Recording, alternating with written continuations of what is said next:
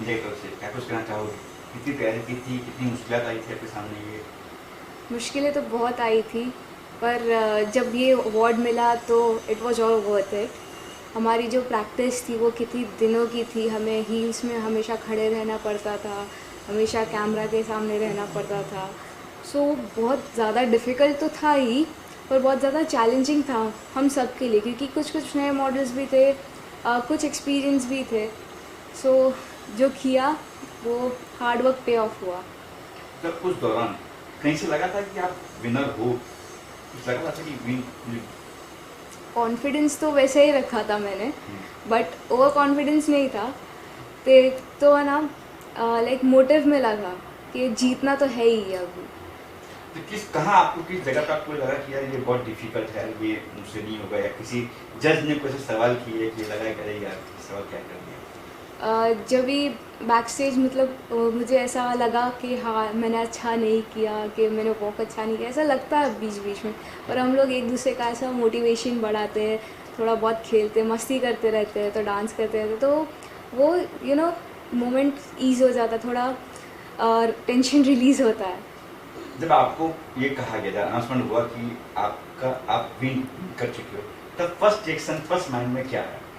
मुझे बहुत ही रोना आ रहा था, क्योंकि ऐसा इतना बड़ा अवार्ड पहली बार मिल रहा है, तो ऑफ कोर्स थोड़े से टीयर्स बनते, और इतनी खुशी हो रही थी कि मेरी हंसी बंद नहीं हो रही थी।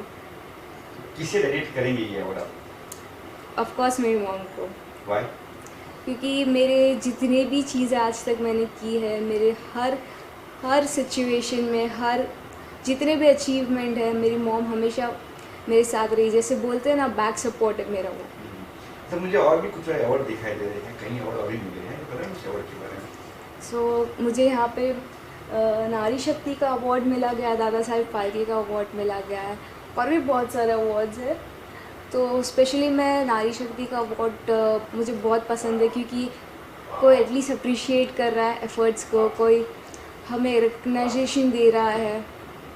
तो इस काम के बाद, इस ताज के बाद अब आपकी जिम्मेदारी और बढ़ चुकी है, क्या करना है, क्या क्या प्लान से क्या? प्लान्स तो मेरे ये है कि आगे अभी इंडिया को रिप्रेजेंट करना है, इंडिया को ऐसे जगह पे लेके जाना है कि पूरा वर्ल्ड देखे कि लाइक हाँ, इंडिया के लोग भी ये सब चीज़ें कर सकते हैं, और जितनों की हेल्प कर सकती हूँ मैं उतनों की करूँगी, और बहुत सारी मॉडल्स के लिए इंस्पिरेशन बनना है मुझे।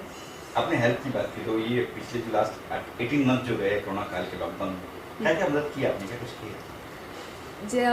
मुझसे जितना बन पड़ा है मैंने किया है, अगर पैसों से नहीं तो वॉलंटियर करके मैंने लोगों को खाना डिस्ट्रीब्यूट किया है, लोगों को अगर राशन कम पड़ता है तो वो दिया है। और सिद्धिविनायक के बाहर हम लोग हर संडे जाते थे, बिस्किट्स देते थे लोगों को, पानी देते थे। कुछ बच्चों को नहीं मिल पाता था वो सब, तो हम लोग उनको खेलने के लिए टॉयज़ वगैरह देते थे। तो ये सब हम लोग करते थे, क्योंकि किसी के फेस पे स्माइल देना, इससे बड़ा बात क्या होगा। तो दुआ जी, आप क्या कहेंगे इस बेसिकली इनको जो काम करना है, आप क्या कहेंगे, किस तरह जुड़े आप, कैसे मोटिवेट करेंगे? मैं यहाँ पे जेनिफर को मुबारकबादी देने आई हूँ। ये सुन के बहुत अच्छा लगा, बहुत खुशी हुई कि इतनी छोटी एज में उसने इतने सारे अवार्ड्स लिए, इतना अचीव किया लाइफ में, और सोशल वर्क में भी कभी पीछे नहीं हटती है। वो हमेशा ऑन बोर्ड रहती है, बस कॉल करो और वो हाजिर ऐसे है।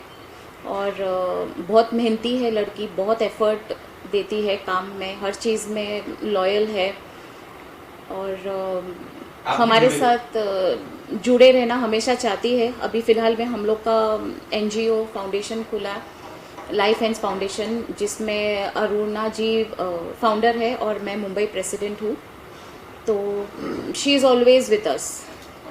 तो कुछ जेनिफर जी को आप लोग चाहते हैं कि आपकी जो एनजीओ है उसका ब्रांड एम्बेसडर बना या कुछ सब बना हो, प्लान से? ज़रूर चाहेंगे हम लोग, और वो डिसीजन तो अरुणा जी ही ले सकती है, क्योंकि वो फाउंडर है, तो उनका डिसीजन हमारे लिए रहेगा पहले। तो अरुणा जी, और आपको हमने देखा था लॉकडाउन में, देखा हमने कि काफी लोगों की हेल्प किया, लोग रास्ते उतर किए, जी गरीब जी हुए, जो भी जिस तरह जी से आपने सेवा की, वही वड़ा पाव हो, अनाज जी हो। जी काफ़ी कुछ किया अल्हम्दुलिल्लाह, और बहुत अच्छे से सब हुआ।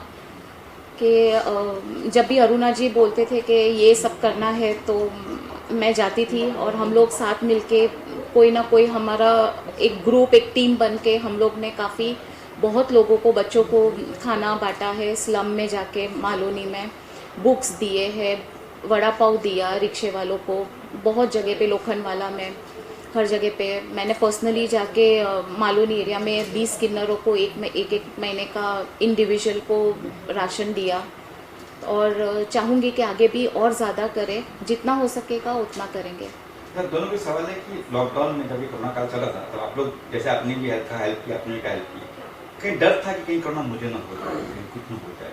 नहीं, प्रिकॉशन तो लेते थे आप लोग?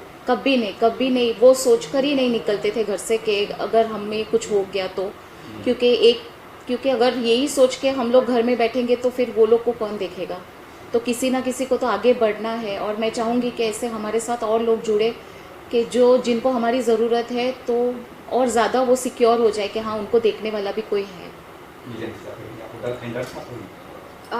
डर नहीं था, बट हाँ हमने सारे सेफ्टी गाइडलाइन सब चीज़ें फॉलो अच्छे से किया, क्योंकि हमारे तरफ से भी किसी और को ये स्प्रेड ना हो, किसी और को मतलब हमारे वजह से ट्रबल ना हो।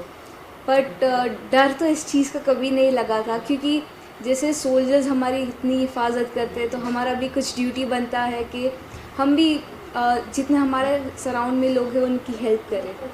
तो कहाँ तक कोई एरिया स्पेसिफिक आपने किया था आप लोगों ने कि कुछ कि यहीं तक बांटे, जैसे जेनिफर का कदम पे गए थे सिद्धनगर, आप भी किसी एरिया डिफरेंट था कुछ कहीं पे भी कहाँ पे भी किसी का भी कॉल आ जाए कि यहाँ पे किसी को राशन चाहिए या कपड़े चाहिए, बर्तन चाहिए, या अभी जो साइक्लोन आया था वहाँ पे भी अरुणा जी ने काफ़ी कुछ भेजा बाई ट्रक। तो कहीं भी ऐसा कुछ नहीं लिमिटेड, हम लोग का कोई गाइडलाइन नहीं है कि कहाँ पे, सीमित नहीं है कि यहीं तक ही करना है कुछ, कहाँ से भी कहीं भी कॉल आ जाए तो हम लोग साथ खड़े रहते हैं, सब डिसाइड करते हैं और फिर करते हैं। आखिर में क्या कुछ कहना चाहिए लोगों से? पहले आपसे जो यंग लड़कियां हैं जो चाहती है इस फील्ड में आना, लेकिन कई बार ऐसा होता है कि लोग कहते हैं कि मुंबई में जाओगे लड़कियां इस काफ़ी होता है, उन्हें क्या कहोगे? मैं उनको यही कहना चाहूँगी कि हर सिक्के के दो पहलू होते हैं, कभी कभी चीज़ें बुरी भी होती है, कभी कभी अच्छी भी होती है, तो बुरी चीज़ों को पीछे छोड़ के अच्छी चीज़ों पे फोकस करना चाहिए। मेहनत करो तो मेहनत हमेशा सफल होती है, कभी हमें लेट डाउन नहीं करती है। So always try to be your best, always stay positive and work hard as you can. जी, क्या कुछ कहना चाहिए? क्या लोगों से समझते हैं? बस यही कहना चाहूँगी कि जितने लोग जुड़े वो अच्छा है, और ये चीज़ के बाद जितना हम लोग मीडिया में आए हैं और हमें इतना हाईलाइट करने के लिए शैलेश जी, रफ्तार न्यूज़ जो है शैलेश भाई, उन्होंने हमें बहुत बहुत ज़्यादा सपोर्ट किया एक भाई के जैसा, कि आज लाइमलाइट में जो भी हम लोग हैं उन्हीं की वजह से है। तो मैं चाहूँगी, और काफ़ी लोग जुड़े भी हैं हमारे साथ, और मैं चाहूँगी कि और लोग जुड़े। Thank you. Thank you.